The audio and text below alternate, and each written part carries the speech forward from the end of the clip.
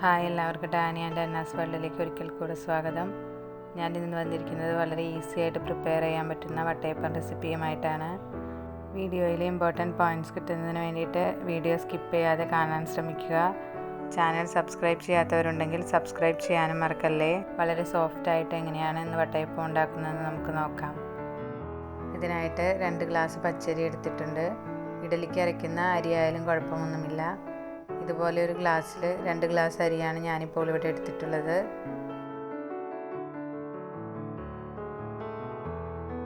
ഇനി ഈ അരി നമുക്ക് 2-3 പ്രാവശ്യം നന്നായിട്ട് വെള്ളത്തിൽ കഴുകിയെടുക്കാം.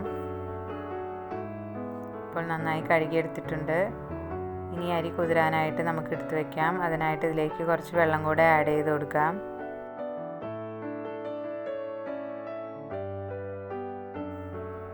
ഇതുപോലെ അരി മുങ്ങി നിൽക്കാൻ പാകത്തിന് വെള്ളം ഒഴിക്കണം. അതിനുശേഷം നമുക്കിത് മൂടി വെച്ച് മാറ്റി വയ്ക്കാം. ഏകദേശം ഒരു 3-4 മണിക്കൂർ വരെ ഇത് നന്നായിട്ട് കുതിർന്ന് വരണം.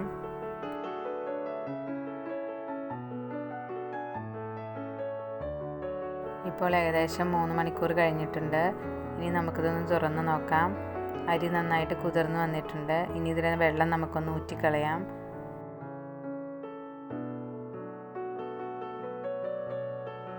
വെള്ളം ഇതിൽ ഊറ്റിക്കളഞ്ഞെടുത്തിട്ടുണ്ട്. ഇനി ഇതിൽ വെള്ളമൊന്നുമില്ലാതെ നമുക്ക് ബ്ലെൻഡറിലോട്ട് അല്ലെങ്കിൽ മിക്സിയുടെ ജാറിലോട്ട് നമുക്ക് ഇട്ട് കൊടുക്കാം. കൈ ഉപയോഗിച്ച് അല്പാൽപമായിട്ട് നമുക്ക് വാരിയിട്ട് കൊടുക്കാം. അപ്പോൾ ബാക്കി വെള്ളമുണ്ടെങ്കിൽ അത് ഡ്രെയിനായി പോയിക്കൊള്ളും. 2 പ്രാവശ്യമോ 3 പ്രാവശ്യമോ ആയിട്ട് നമുക്കിത് അരച്ചെടുക്കാവുന്നതാണ്.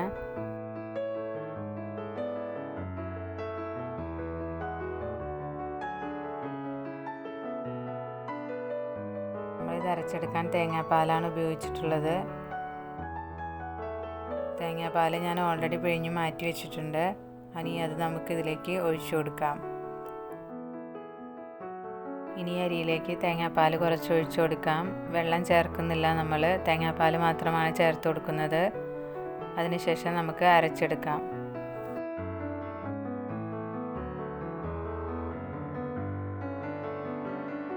ഒരു തേങ്ങയുടെ പാലാണ് ഞാനിവിടെ അരച്ചെടുക്കാനായിട്ട് ഉപയോഗിച്ചിട്ടുള്ളത്. ഏകദേശം ഒരു 1.5 ഗ്ലാസ് വരും. അതിൽ നിന്ന് അല്പാൽപമായിട്ട് ഒഴിച്ച് നമുക്ക് അരച്ചെടുക്കാം.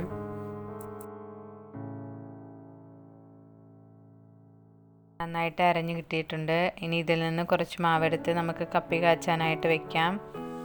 അതിനായിട്ടൊരു പാത്രം എടുത്ത് വെക്കാം. ഞാനിവിടെ ഒരു ചട്ടിയാണ് എടുത്തിട്ടുള്ളത്. ഇനി ഈ ചട്ടിയിലേക്ക് അരച്ചെടുത്തിരിക്കുന്ന ബാറ്റർ ഒരു 3 ടേബിൾ സ്പൂൺ ഞാൻ ഒഴിച്ചു കൊടുക്കുന്നുണ്ട്. ഈ അപ്പം ഉണ്ടാക്കുന്നതിന് വേണ്ടി അരിക്ക് പകരം അരിപ്പൊടി ആയാലും ഉപയോഗിച്ചാൽ മതി. അരിപ്പൊടി ആകുമ്പോൾ നമ്മൾ അരച്ചെടുക്കേണ്ട കാര്യമില്ല, കലക്കിയെടുത്താൽ മാത്രം മതിയാകും.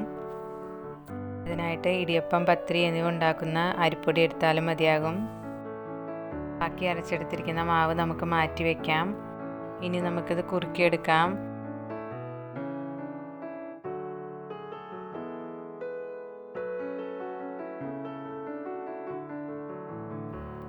ഏകദേശം വലിയൊരു കപ്പ് വെള്ളം ഞാൻ ചേർത്ത് കൊടുക്കുന്നുണ്ട്.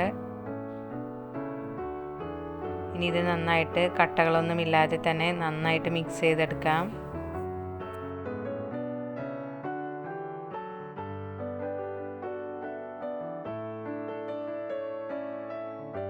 കട്ടകളൊന്നുമില്ലാതെ മിക്സ് ചെയ്തെടുത്തിട്ടുണ്ട്.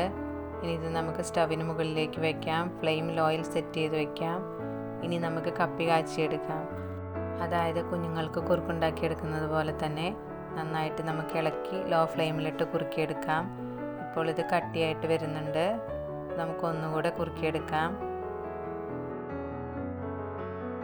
കപ്പി കാച്ചിയത് റെഡി ആയിട്ടുണ്ട്. ഇനി നമുക്ക് ഫ്ലെയിം ഓഫ് ചെയ്ത് വെച്ച് ഇത് ചൂടാറാനായിട്ട് മാറ്റി വയ്ക്കാം. ചൂടാറിയതിന് ശേഷം മാത്രമേ നമുക്കിത് നമ്മുടെ ബാറ്ററിലേക്ക് ചേർത്ത് കൊടുക്കാൻ പറ്റുകയുള്ളൂ. കപ്പി കാച്ചുന്നതിന് പകരം ചോറരച്ച് ചേർത്താലും മതിയാകും. ഇനി നമ്മൾ അരച്ചെടുത്തിരിക്കുന്ന ഈ ബാറ്റർ നമുക്കൊരു വലിയ ബൗളിലേക്ക് മാറ്റി കൊടുക്കാം.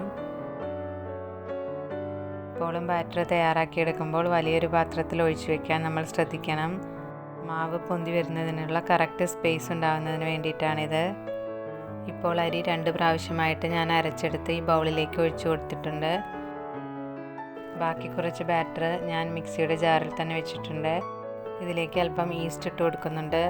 1/4 ടീസ്പൂൺ ഈസ്റ്റാണ് ഇട്ട് കൊടുത്തിട്ടുള്ളത്. ഇനി നല്ല ഫ്ലേവർ കിട്ടുന്നതിന് വേണ്ടിയിട്ട് 1/2 ടീസ്പൂൺ ജീരകപ്പൊടിയും 1/2 ടീസ്പൂൺ ഏലക്കപ്പൊടിയും ചേർത്ത് കൊടുക്കുന്നുണ്ട്. ഇനി ഇതിലേക്ക് അല്പം പഞ്ചസാര കൂടെ ചേർത്ത് കൊടുക്കുന്നുണ്ട്. 2 ടേബിൾ സ്പൂൺ പഞ്ചസാരയാണ് ചേർത്ത് കൊടുത്തിട്ടുള്ളത്. ഇനി ഇതിലേക്ക് നമ്മൾ കപ്പി കാച്ചി വെച്ചിരിക്കുന്ന ആ ബാക്കി മാവ് മുഴുവൻ ചേർത്ത് കൊടുക്കാം.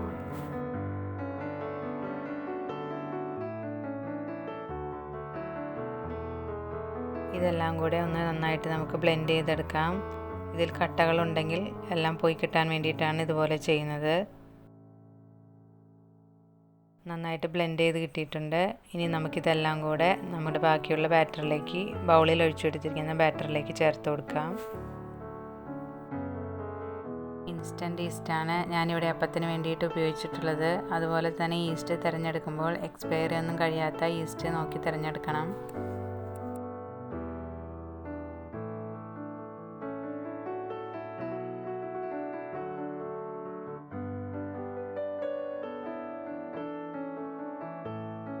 ഇനി എല്ലാം കൂടെ നന്നായിട്ടൊന്ന് മിക്സ് ചെയ്ത് കൊടുക്കാം.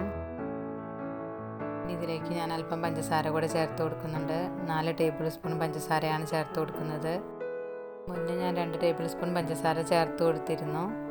ഇനി ഇതെല്ലാം കൂടെ കൈ ഉപയോഗിച്ച് നമുക്ക് നന്നായിട്ട് മിക്സ് ചെയ്ത് യോജിപ്പിച്ചെടുക്കാം.